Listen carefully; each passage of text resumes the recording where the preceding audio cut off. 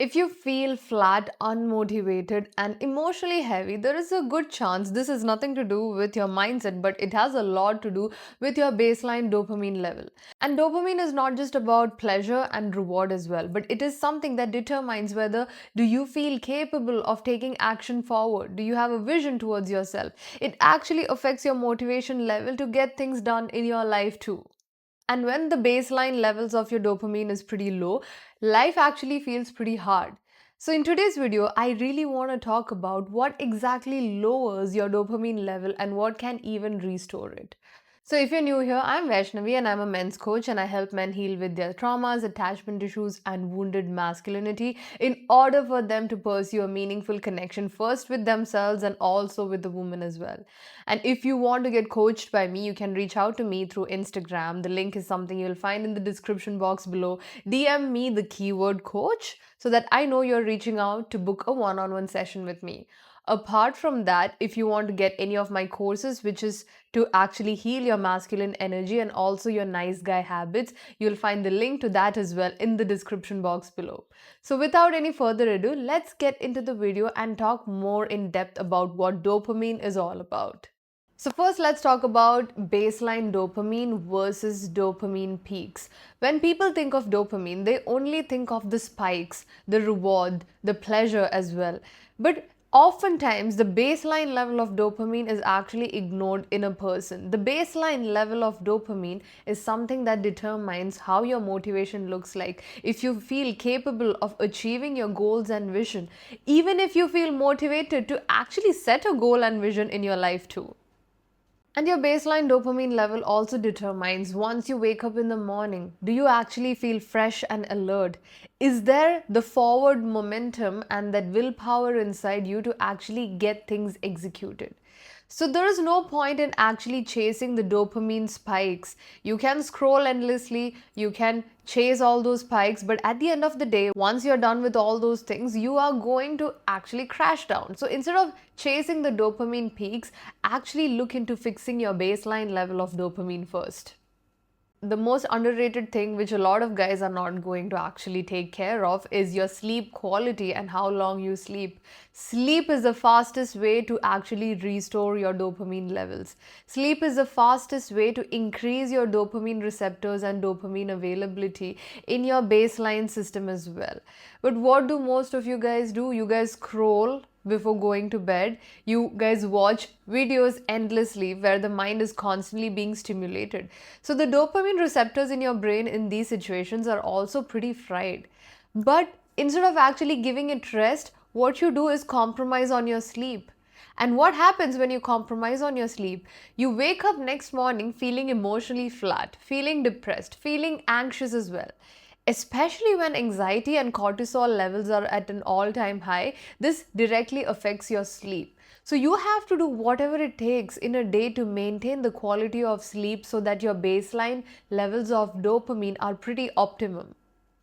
So you don't feel unmotivated because of your psychological weakness, but you feel unmotivated because of neurobiology.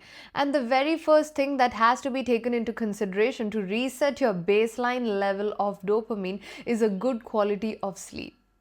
Then the second way where you can also restore your dopamine levels without sleeping is something known as non-sleep deep rest. So, non sleep deep rest can be achieved in a state of meditation. It can be achieved through yoga nidra, where your nervous system disengages completely even when you are in a waking state. So, can you actually go into a state of meditation and go so deep that your nervous system completely lets loose? Because throughout the day, your nervous system is constantly in a fight or flight mode. When you're anxious, your nervous system is basically overworking itself so that you can just survive through the day. So you need to actually look for solutions on how can you disengage your nervous system during the times when you are not actively working throughout the day. You really need to set aside some amount of time to do activities like meditation or yoga nidra, whatever is your choice, to actually just do that so that your nervous system can even reset. And especially yoga nidra as well, right? It has been studied to actually dramatically improve the reserves of your dopamine in your system. So this is not like typical meditation where you're focusing on one thing, you're doing breath work or you're visualizing, but you actually allow your brain to enter into a flow state, into a state of surrender. And this is a process that leads you so deep into your subconscious, where you can even completely let go of all the worries and all the thoughts that's being caught up in your mind. And the next thing that you need to take care to maintain the baseline level of dopamine is paying attention to your nutritional intake as well. Because your dopamine levels has a lot to do with what kind of nutritions are you even consuming. So dopamine is synthesized from something known as tyrosine, which is basically an amino acid. But if you do not have an appropriate nutritional intake where you are not taking enough amount of proteins, it's going to be pretty hard for you to actually synthesize those dopamines in your system too. And when your dopamine production drops because of your poor nutritional intake, what happens is things like brain fog, where you lose concentration, where you engage in things like procrastination because you have no good forward momentum to actually execute the tasks on hand. You really need to take care of your protein intake. It doesn't matter if you're a vegetarian or non-vegetarian. As much as possible, try to actually include good amount of proteins and good amount of nutritions in your diet as well. And I'm not a nutritional expert, but these are some things that you can take into consideration in order to actually restore your baseline level of dopamine.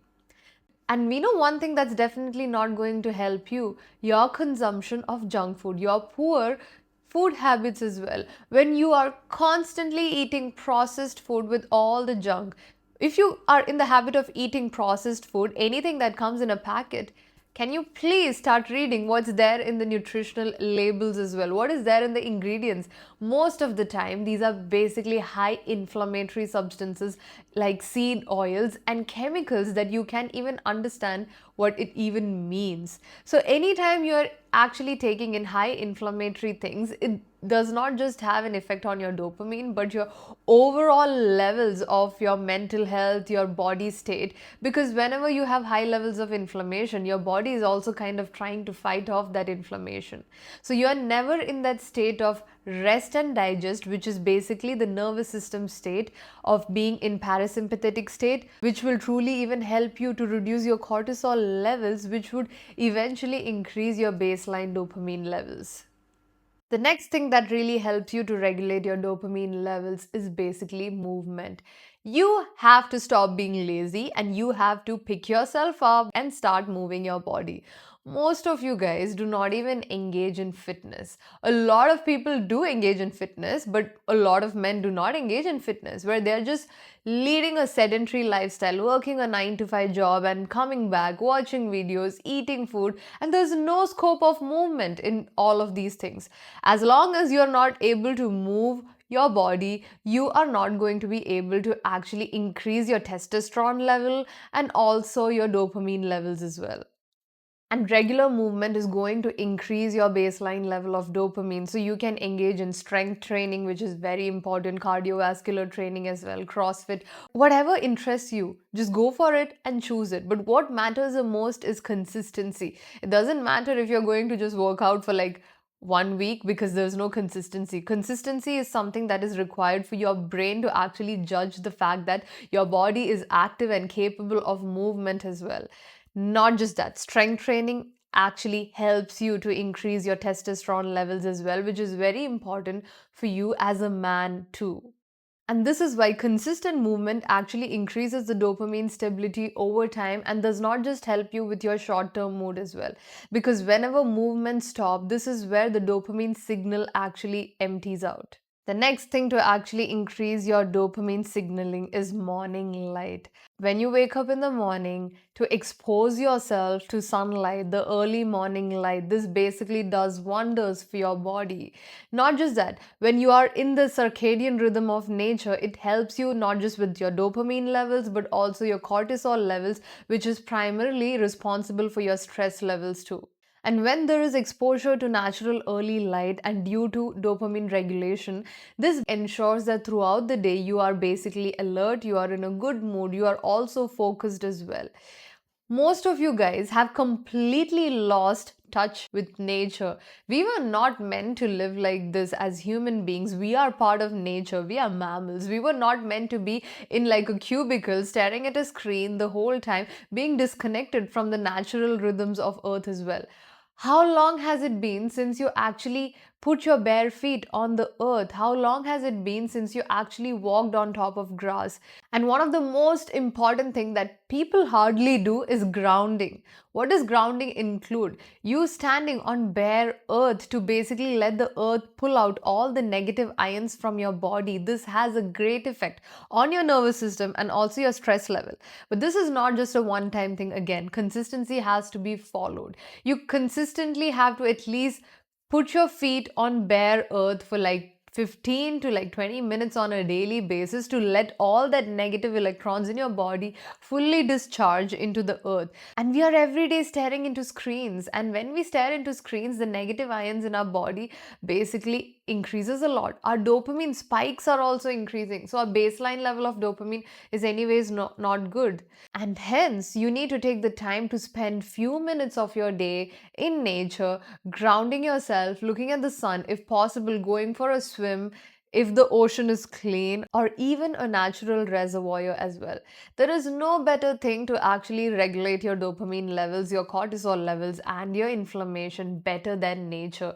We have all the tools in nature, but we are constantly wearing shoes and slippers and staying indoors, and we are completely disconnected from nature all the time, which has a direct effect on your baseline dopamine levels as well.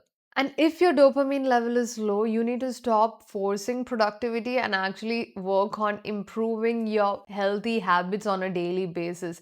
You, as a man, you literally need to be on your toes, taking care of your health, taking care of your fitness, taking care of your mind as well. As long as you ignore these three things, there's nothing good that's going to actually happen in your life. If you don't take care of your mind, if you don't take care of your gut, your health, and if you don't take care of your fitness, there is no point in you trying to achieve anything that you want in your life.